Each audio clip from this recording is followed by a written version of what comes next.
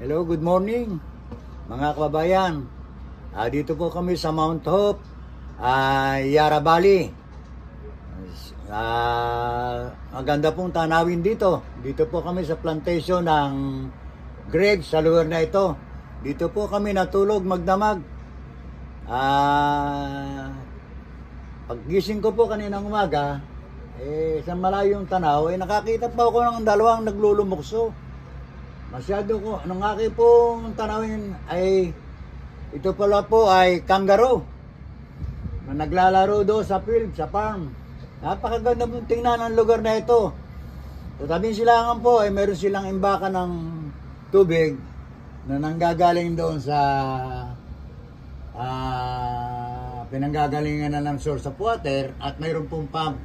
Ito po ang ginagamit nilang pandilig dito sa mga halamang nakatanim dito. Napakaganda pong tingnan. Ito po ka-farmers, napakagandang terrain ng taniman po ng grapes.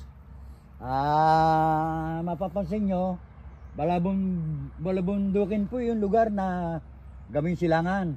At natatamnan po ng iba't ibang uri ng prutas at mga halaman. Napakaganda po ito. Dito po kami sa plantation ng grapes. At actually, sinisimula mo pong tanggalin yung mga sanga.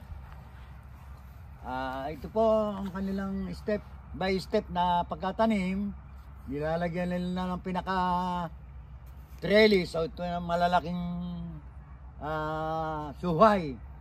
At nilalagyan po nila ng alambre na nakaayon do sa mga poste na siya pong inaakyatan ng sanga at baging ng grapes. Napaganda po, nagsisimula na po sila mag-trim ng mga sanga. Pagdating po ng buwan ng August, mga makatapos po ng August, magsisimula na po itong magsupangan. Kaya po, ay pinuputol dyan, ginagamit mo ng cutter, at yan po ay siya pong umakyat dyan sa tinatawag nilang pinaka-trellis ng grape. Napakaganda po ng terrain. Ayan po, pataas na yan. Yan po ipaligawa ng baka. Iba't ibang kulay ng baka, pero mostly mga kulay po ng baka dito ay kulay black at kulay brown. Meron ding mga kanak-kanakang nagiging parang combination ng black and brown. Ganoon po ang kulay.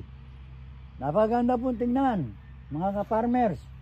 Sa bawat itaas ng kanilang mga siguro, bawat itaas ng kanilang mga property, naandoon silang, parang mayroon silang pinakabahay doon. Parang pa, ito ka-farmers, ito po yung napakalaking puno ng pine tree. Kalamitan pong puno dito ay mga pine tree.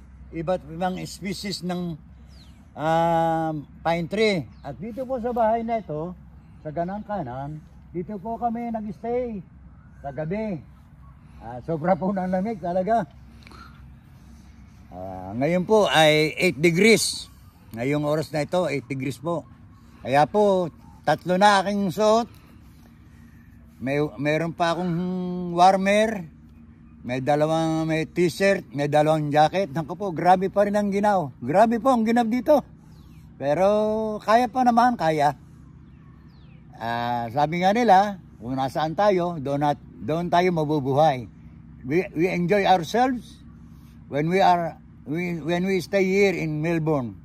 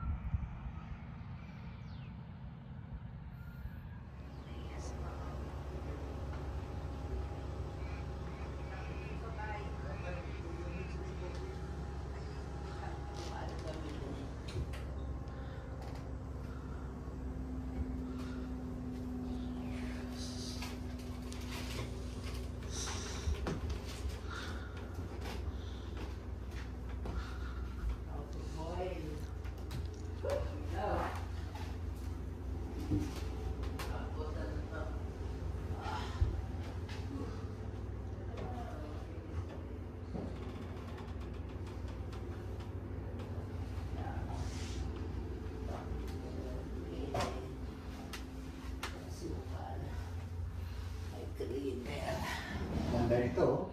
May, Hindi ka, no? Lalabas. may Nutella, may strawberry.